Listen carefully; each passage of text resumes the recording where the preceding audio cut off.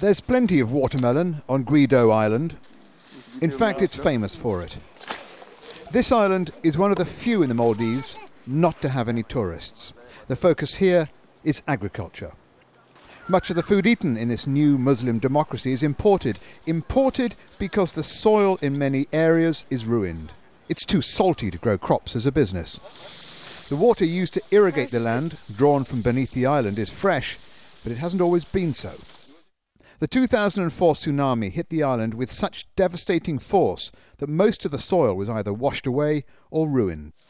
The deluge of salt water meant farms were destroyed and the wells were poisoned. It's only now, almost 5 years later, they've been able to return to the land. And they face the threat of worse to come.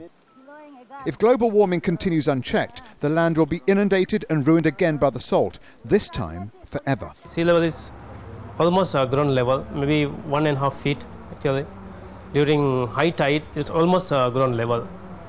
Yeah, from our harbour, even water also come over to the island. So it's very risky actually.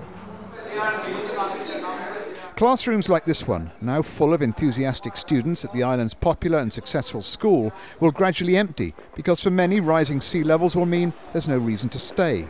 Their parents will decide they just don't have a future here.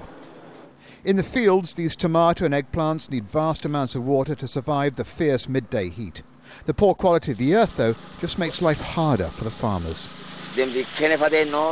If the water gets any more salty, all my plants will die. We will not be able to produce anything, and my business and livelihood will be finished.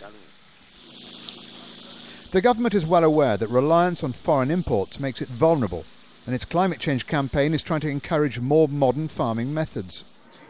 President Nasheed knows some of these islands are doomed. He's opened a sovereign wealth fund to try and buy foreign land to move Maldivians there, but many won't leave.